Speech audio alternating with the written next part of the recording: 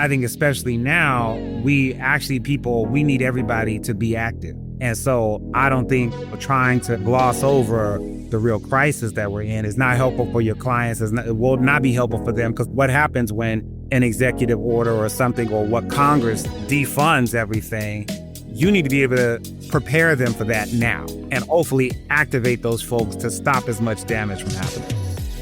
Hello, and welcome to Power Beyond Pride, a queer change-making podcast, bringing you voices and ideas from across our fierce and fabulous spectrum to transform our world. I'm Daniel W.K. Lee, poet, author, and mall meter maid manager. And I am Mattie, your other co-host. I am fabulous and beautiful. I was a TV personality, future author, and single, ready to mingle. In this episode, we are actually talking to a multifaceted, brilliant writer, editor, health strategist, and member of Power Beyond Pride podcast host himself. Yes, the amazing Kenyon Farrow. I'm loving it. Hey, Kenyon. Hey, what's up, Mattie? How you doing, Daniel? It's good to be here. So Kenyon's work focuses on public health and infectious disease with a focus on racial, gender, and economic justice. Kenyon is also the communications director with AVAC and the former managing director of Advocacy and organizing with Prep for All. He currently serves on the boards of the LGBT Center of Greater Cleveland and Partners for Dignity and Rights, a prolific essayist and author. He is published at City Limits, HuffPost, and The American Prospect. Welcome, Kenyon. Thank you. Good to see you, Daniel. Glad to be here. So, Kenyon, after we thanked you 2 and 3 and 4 times for taking time out of your busy schedule to be here with us, what's been going on? I mean, obviously, folks know all of the insanity we've been dealing with the Trump administration. And specifically, where I sort of come into that. So as communications director with AVAC, so AVAC is a organization that's been around. This is our 30th anniversary, actually. And the work that we do is really around bringing equitable access to biomedical prevention, primarily focused on East and Southern Africa, right? So we had, I should say, a grant with USAID to do a lot of that work. And as folks know, on January 20th, with all of the executive orders that were issued, there was a stop payment order on all quote unquote foreign assistance payments, so which included us. And so they withheld payment for the work that we were contracted to do for USAID, and that caused us to have to lay off about a third of our staff. That grant with USAID is about 40% of our budget. But we didn't take it lying down. We sued the administration, and big shout out to Public Citizen, who has represented us in this case. And the lawsuit is still working its way through the courts. But in the sort of first part of the lawsuit, the judgment, the government was forced to pay us and also all other grantees of USAID money that they owed for January and February of this year for work. So one, that's obviously created a whole bunch of disruption, right? In just like global health. It's created disruptions in like people being able to access PrEP and access care in a lot of places around the world.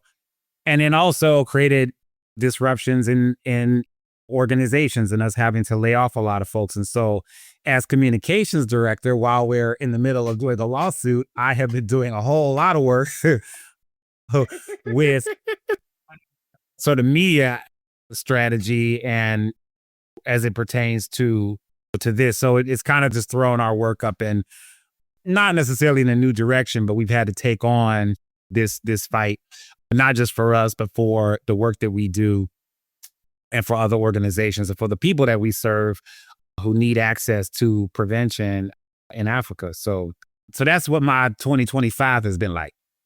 Your 2025, it sounds like it's been busy thus far. So Real quick, before we move forward, I do want to segue just a little bit into that. For people who don't know, what all does USAID, and if I'm saying that correctly, USAID, right? USAID, and your organization, with it now the presidential administration stopping certain things, what does that stop? Like, what all does that entail? Yeah. So a lot of what we do, just to say, give you a perspective on the work. So it included everything from like organizations like ours, that one of the things that we did was re-grant a lot of the money that we got from USAID to African organizations who are doing the work on the ground. Some of them are training community members to advocate in their countries for more PrEP access.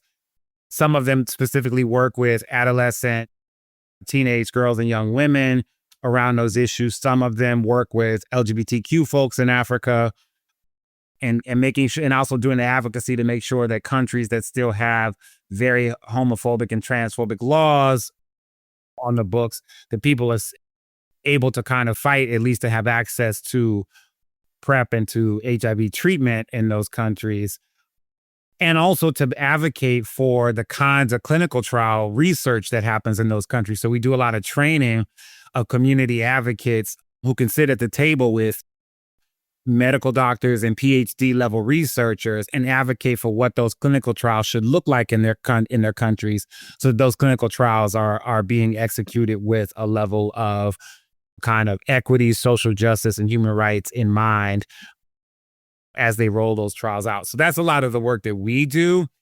So the impact of losing that, and the impact of what happened to USAID. So USAID, or USAID as some people refer to it, is a government agency in the United States that really was in the business of helping to fund different kind of humanitarian projects globally, right? So USAID does everything from build roads and bridges in countries.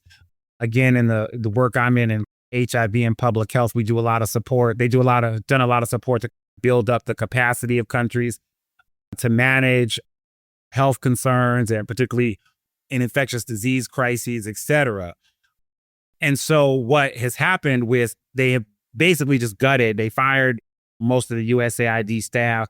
USAID was its own kind of entity, and what they have done is sort of move the office under the U.S. Department of State, which makes it a political organization, right? Or it politicizes, right, the work in a particular way. And then there were just some trials for, there are new PrEP modalities that were underway in clinical research trials, or things that are being worked on that we don't even talk about, right? So work around for particularly cis women and trans guys, like a dual prevention pill. So you could get one pill that would be contraception and PrEP in one pill, right? Those are clinical trials. Or vaginal rings that people could insert vaginally that would last 3 to 6 months, that would prevent HIV. Single use, there's a new kind of like sort of PrEP that is being, or PrEP modalities that have been studied or looked at now, that are like an anal suppository that you take once. It prevents HIV for 24 hours, right? So it's a one-use product. You don't have to take a pill every day.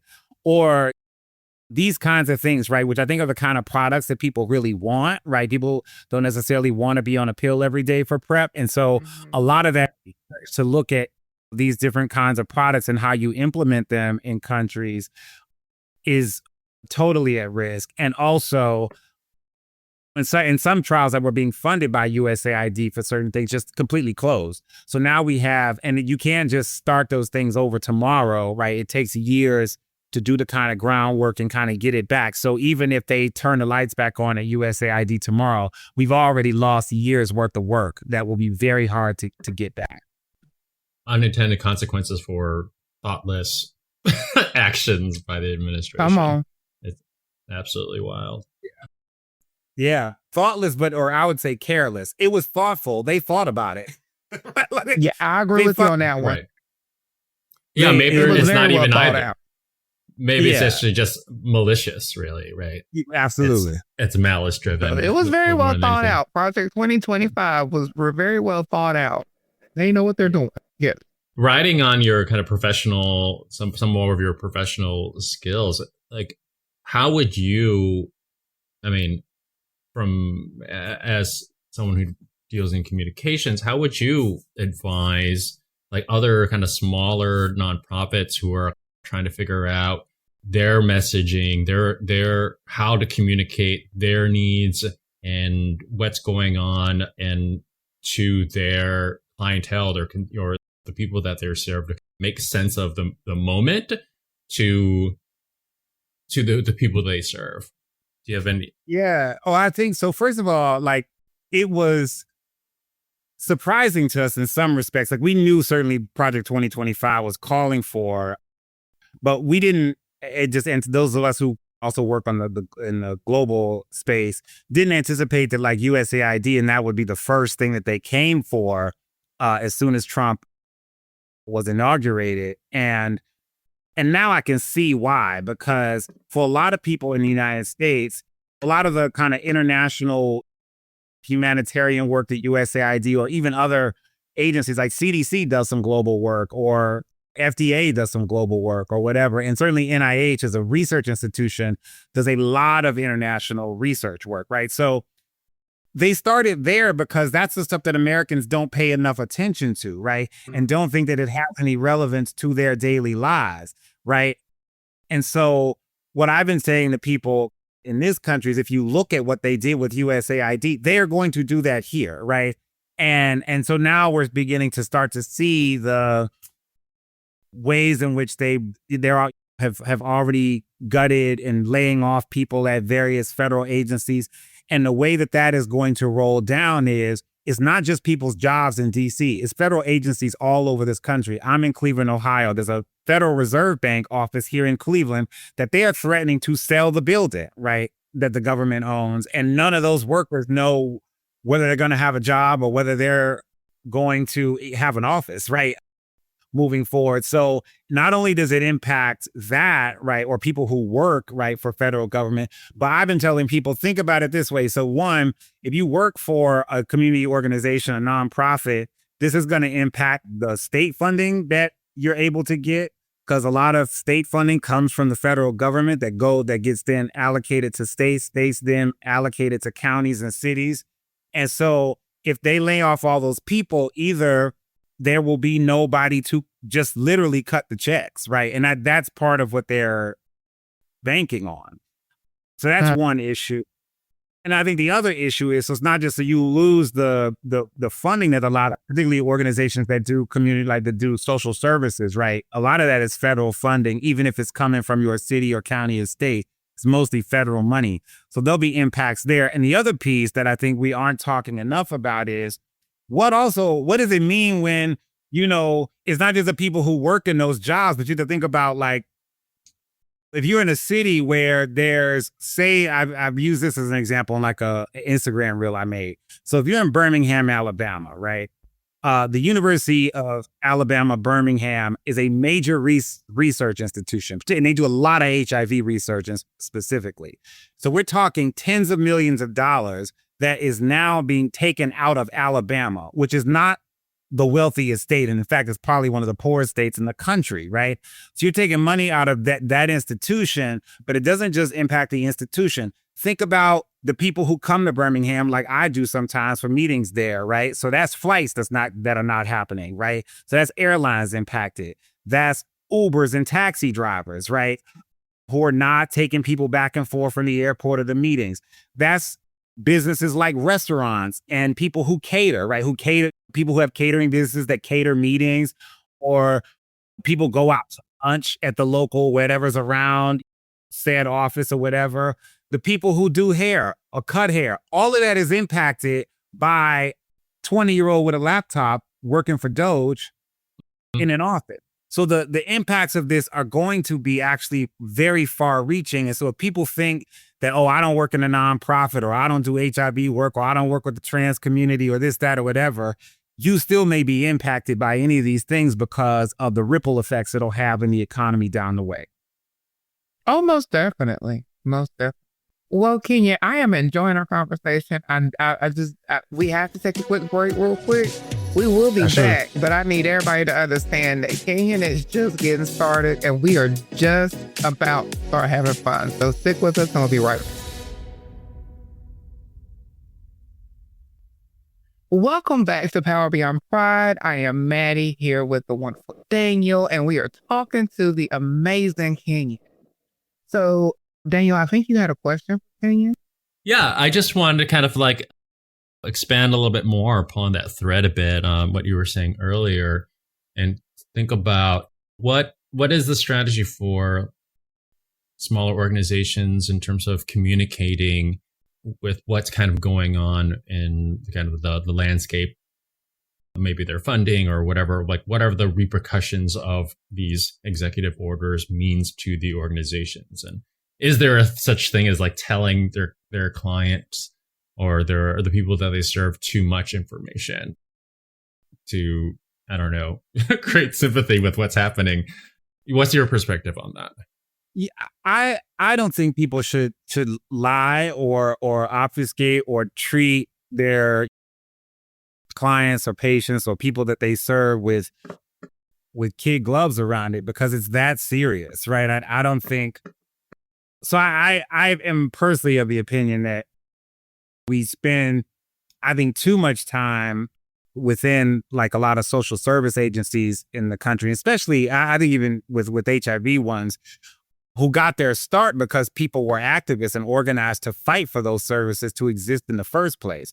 So, but we have moved to just treating people as just client. They only there to get their whatever the social services that they need, as opposed to these are folks in our community who actually can be organized to actually help impact the change that we want to see.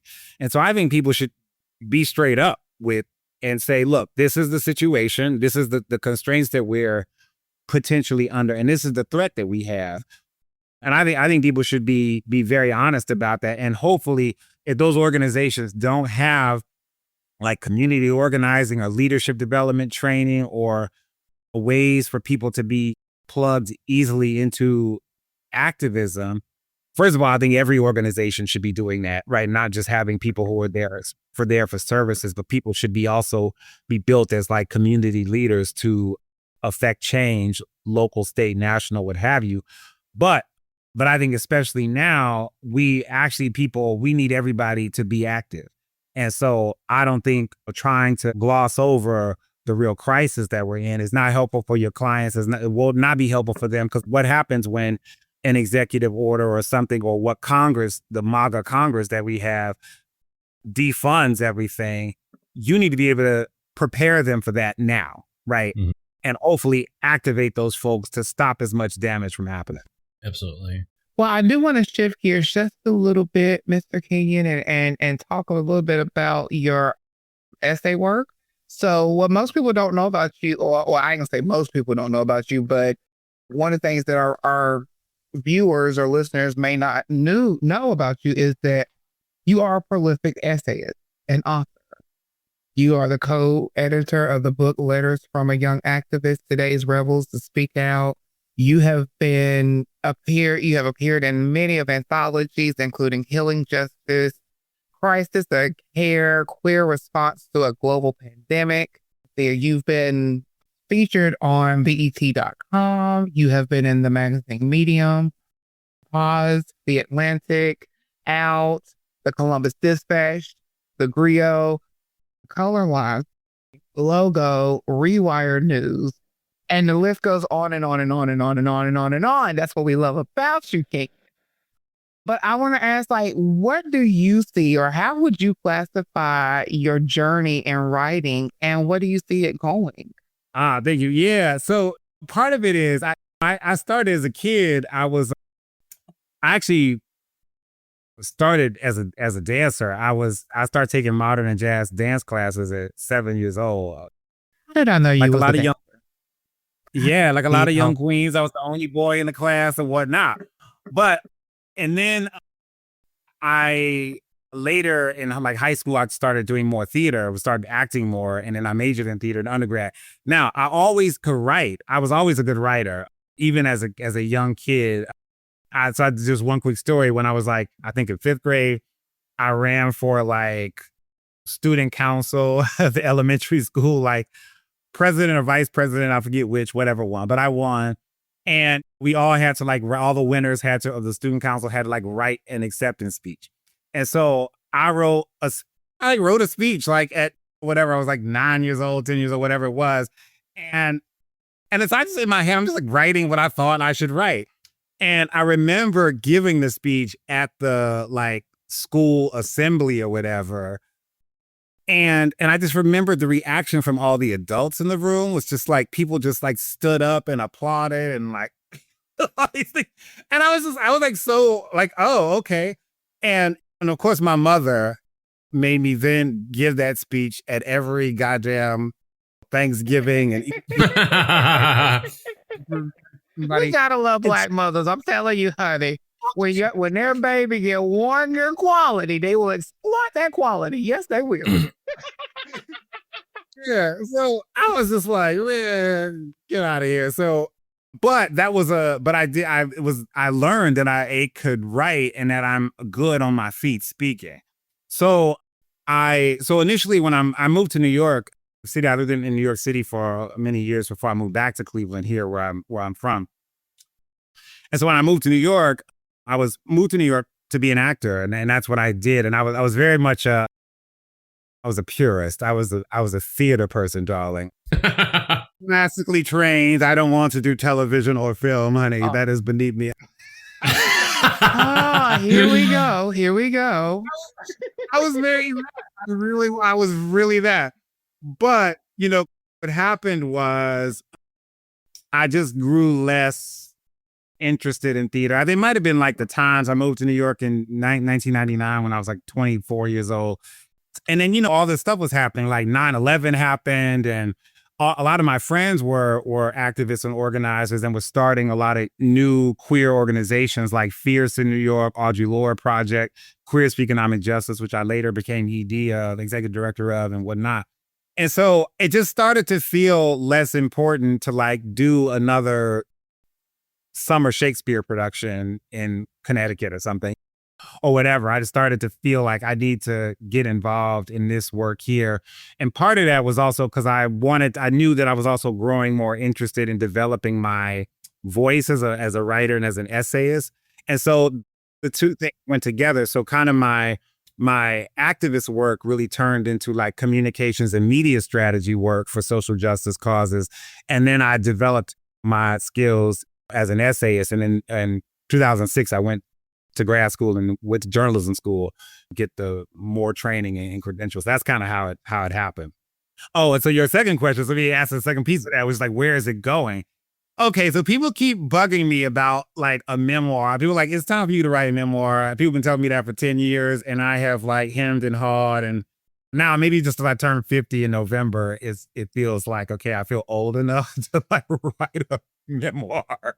So I've taken some notes. I got a little bit of an outline. I know what I want to do. And I think part of it is not just like, I don't think it'll be like a birth to this current moment, but I think really focus a lot on how I became a kind of an activist and some of the work, some of the work to me that's the most important happened in like the early mid 2000s. Like I would say between 1999 and like 2010, 2011 in terms of my own work. But a lot of that stuff isn't really, because this is like pre-social media. And anyway, the internet and stuff, but this is like there's no Twitter. So good old dial-up, AOL. Mm-hmm. Yeah, right. We were barely past AOL. Bro, people, I think it's a lot of work, particularly that I was involved in, particularly with a lot of Black queer folks. I did a lot of work around a number of murders and attacks of Black gay men that were happening in New York City in the mid 2000s and stuff. And so there's really no record of that. There are records of some of those cases because some of them became very famous, but there's really no record of the organizing and stuff that was happening. And so I feel like I want to really leave that behind. Yeah, I want to tell some of those stories about some of the work. So I think that's coming. We'll see. We're going to take a short break here and get back to you in less than a minute. Continue our conversation with Kenyon Farrow. Well, welcome back to Power Beyond Pride, a queer change-making podcast. I am your co-host, Mattie Bynum, here with my co-host, Mr. Daniel Lee, and we are talking to the fantastically fashionable, as always, Kenyon Farrow. And Daniel, I think you had the next question. Yes. So as a writer and an editor, you've been quite prolific, as Mattie had kind of listed your fantastic litany of credits. You're including being a contributor to Abolition for the People, which was edited by former NFL player Colin Kaepernick. Could you tell us a little bit more about that experience, and how do you think Kaepernick's experience is instructive to people of color with a large platform? Yeah. So one, I was completely shocked when I got asked to contribute to that publication, and totally honored, right? Because we worked on that during COVID, and it was shortly after a lot of the national attention to his refusal to stand for the national anthem during his career in the NFL and et cetera. So I was just like, oh my God, little old me, sure.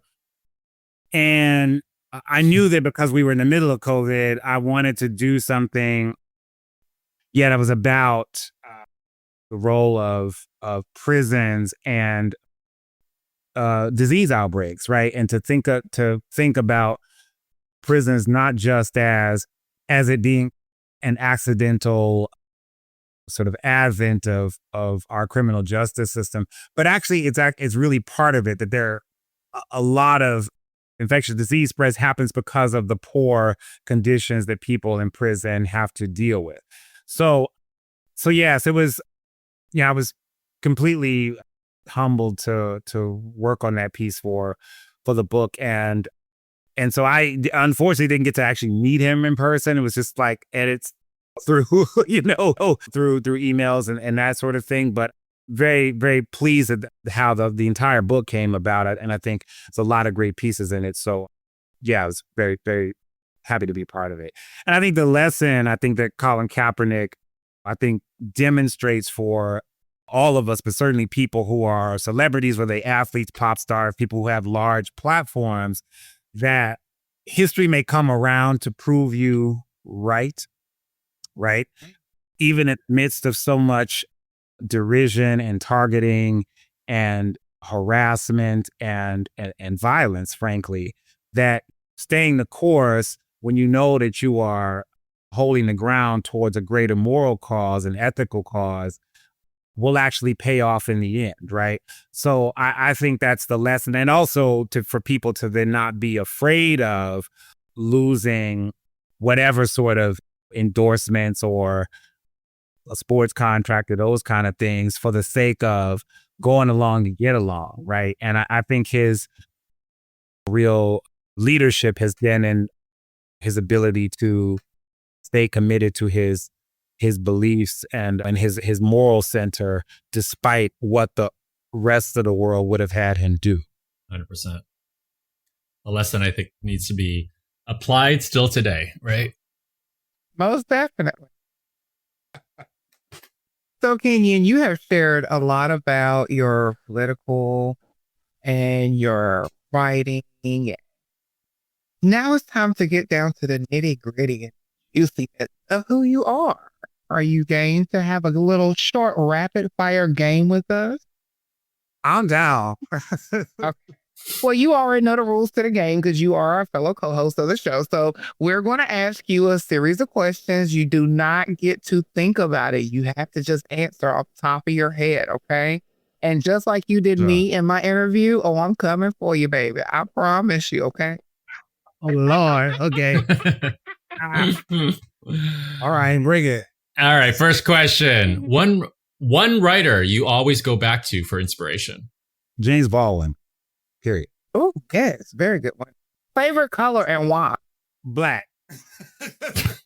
Mostly because I wear black all the time. It's a joke amongst a lot of my friends that I wear black. But honestly, really my favorite color is orange. Because I also look good in orange. But also it's a sunrise. It's brightness. It's newness. I love orange as a color.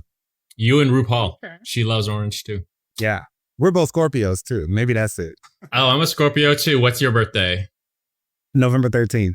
Oh, okay. 8th.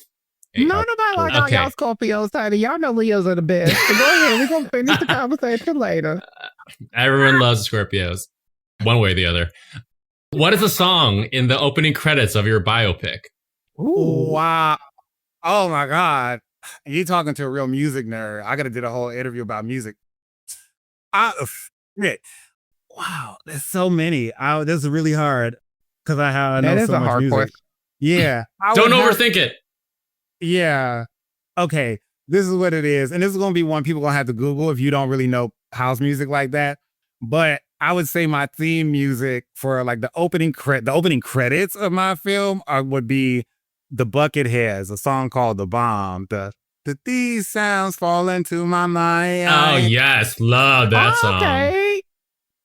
It's so funny because I did not know the name of it, but I knew the song. Oh, my God. That was like, came out when I was in undergrad in the 90s. And that was just like, that was like me and my homies. That was like our theme songs. Like the shit we always like, and years later, sometimes we would like literally walk into restaurants and that would be the song that was playing. So I feel like it's stuck with us. So good. I think anything house genre is going to be amazing, period. So I'm a house fan. So. Me too. Jersey, house music, Baltimore, all of it. Like I am truly a house head. So, okay, Kenyon. So your sleeping style, okay, and not to think of how you lay, rotate, but I want to know: do you wear pajamas or do you stay in what God created to be your beautiful birthday suit? Oh, I sleep in the nude, baby. Yeah, yes. I mean, it's a must, though. I think a lot of people don't realize how important it is to sleep in the nude, especially if you're an active sleeper like me. Because if I sleep in clothes, I get hemmed up and stuff. So I need to be able to breathe and let everything just flow. But go ahead, Daniel, before I tell too much of my business. It's fine. It's actually the airing laundry section of the podcast. Because the next question is, what's your biggest turnoff? Oh, here comes the Scorpio. Go ahead. Yeah. No, but it's not okay. There's like, yeah, I would say, all right. So we talking like a kind of a personality thing. Is the biggest turn on. I just had this conversation last night. People who are rude to people in service, whether they are servers, gas station attendants, whatever. Many a first date has ended with me in my mind when somebody was unnecessarily rude to somebody who was in service of them. And I tell people, I'm like, don't let these essays and my education, all those stuff fool you. Like I grew up in the projects, right? And my mom's like first job after my parents split when I was 5 years old was making sandwiches in a deli in downtown Cleveland. So I don't play no elitist shit. And that's like the first turn off. I say the other, like another just like a kind of a more petty turn off is bad breath. Jay. Oh no, that's not bad. That's definitely yeah. No. Because how do you even try to have a intimate conversation with someone and they got halitosis? Like that's not cute, right? Jeez, my God, yeah, that's really Okay, so my next question actually is not one of the rapid fire questions, but it's just a segue question since we just had this conversation. But what was your worst first date experience? Oh God, I can't believe I'm going to tell this. It's actually a short story. So I would probably say the worst was going on a first date with somebody that I met online. This is also when I lived in New York some years ago, and I'm at the restaurant, like waiting, and I'm like waiting outside, like the door for the other person to arrive. And I see the person across the street, and like, this is gonna make me sound so shallow, but it wasn't like shallow. Just, it was the fact that I knew it was them, but I knew I had been absolutely catfished. And it was like a moment where I had like a few catfish experiences, right? Through this is like pre-Grindr Adam and like Jack. This is like probably Adam for Adam. So or something like that. But all the way back for Adam. I still did. So Manhunt. I knew, right? It was like one of those things back in the day, right? One of the websites before smartphones. So yeah, it was like a moment. It was not just that I was catfished in that moment, but it was like I had several catfished experiences or whatever, and I was like, this is it. This is the last straw, and I just like left without like they didn't see me there, but I saw them like a block or two up the street, and then I just like left. So that was probably my worst part. Daniel, have you ever dipped out on a date? No. Oh God, I'm an awful person. No. Kenyon, you're not awful. If I got catfish, I would probably confront them though. I thought about it for a split second, but I was like, you know what? Like, I also like, I'm really not, and I'm not saying that you're like mean for doing that, but I just like, I don't want to do that. Like, 'cause I don't want, because people catfish often for a whole range of they feel too old, their bodies don't, there's a range of things that like, and so I can be sympathetic. But that don't justify it. No, that doesn't justify it. But it don't justify it. But I still, even in my like kind of Scorpio, whatever, I'm a softie really when it comes down to it. And so I felt bad enough, but I was also clear about what my boundary was at that point, because it happened to me several times, like at a recent period at that moment.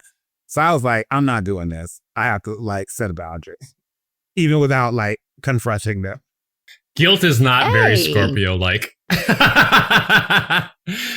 Yeah, it's not. That's not very much like us. All right, we just have a couple more questions for this pod. I'm just going to ask you, what's your next passion project? Well, there's a couple of things that I haven't started that are in my head. Obviously, the memoir is one, and also I started a project some years ago with a person that I'm no longer friends with. There's actually a screenplay, and I think I kind of want to revisit the idea around it, but it would be different. The initial idea actually started as to like write a screenplay about Billy Strayhorn, who just quickly was pianist and arranger and was Duke Ellington's right-hand man, and actually a lot of famous songs that people attribute to Duke Ellington, actually Billy Strayhorn wrote, like Take the A Train, Satin Doll, a whole bunch of songs. Yeah, he actually wrote those, and he made a decision to actually stay behind Duke Ellington for most of his career because he was out as a gay man working in the 40s and 50s and 60s. He died in the late 60s. Because he wanted to be able to still live his life as a gay man in that time without whatever. So, and he was also best friends with Lena Horne. Lena Horne said that had Billy Strayhorn not been gay, that's who she would have married. But that was like her. Oh, can I play Lena? Yes. And so there's something about Billy. So I do kind of want to return. Now there's a couple. I just saw a play in Pittsburgh, which is where Billy Strayhorn was originally from, about Billy Strayhorn. There's been a little bit more of attention paid to him, but I've been toying with this idea for long enough that I'm thinking about it. So that would be Pat's project. And I'm also a huge Lena Horne fan. Like I just say my mom, when Lena Horne passed, my mom called me in the morning at like 7 a.m, and I answered the phone. I'd already seen it because I was up, and she was like, "Oh, hey, I'm sorry. I thought you weren't going to answer the phone, but I just had to call and leave you a message because I just saw Lena Horne pass, and I know what a huge Lena Horne fan you've been your entire life." And my mother got jokes. My mother was like, "And I was just calling to make sure my son didn't throw himself off a balcony or swallow a handful of pills." And I said, "Listen, old lady," I was like, "I didn't say nothing to you." And I said, "Look, if Andrew's dad, I didn't make fun of your ass because you was ready to like run to New York and throw yourself like in the casket." So anyway, like, she was like, the drama. Mm-hmm. Yeah. My family is we got jokes for each other. So. I love it. Look, if you can't talk shit to the ones you love, then who the hell can you talk shit to? I'm just gonna be on right. Well, Kenya, where can people find out about all your activities? What are your social media handles? Yeah, so you can find me really on all the socials. It's the same. It's just my name, Kenyon Farrow, at Kenyon Farrow. I is very basic as hell. So I'm pretty easy to find in that respect. So yeah, all Facebook, Blue Sky, Instagram. I still kept my Twitter account, but I don't fuck with it because Elon Musk. But I didn't want nobody to steal it and then like start tweeting shit with pretending to be me. So I kept it open, but I don't use it. But you can find me on everything at Kenyon Farrow. Awesome. Well, that's all the time we have for this episode of Power Beyond Pride. Thank you so much for joining us today. It's been a delight, a fierce delight. I'm your co-host, Daniel, and you can follow me at danielwklee.com or on Instagram at strongplum, strong, Plum. All righty then, Mr. Plum. All right. I guess I'll be the peach since I'm a Georginian and North Carolinian.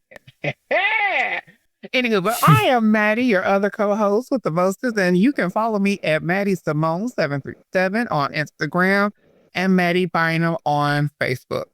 I also want to thank you, Kenyon, one more time for just coming and delighting us with your beautiful, bright presence. Thank you so much for coming and being with us. My absolute pleasure. I'm so glad to be working with y'all. So thank you. Love it. And to our listeners, thank you so much for being a great audience to listen to us. Because if it isn't for you, then we wouldn't have jobs to do what we do. Okay.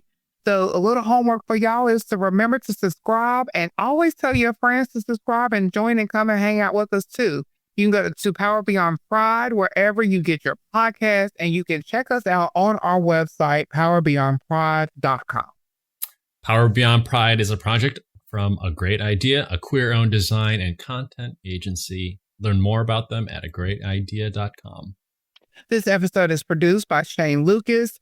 Smita Sarka is the project developer. Our editor is Jared Redding with support from the wonderful Ian Wilson. We are both part of this podcast host team, and we invite you to send in your questions and comments at powerbeyondpride.com.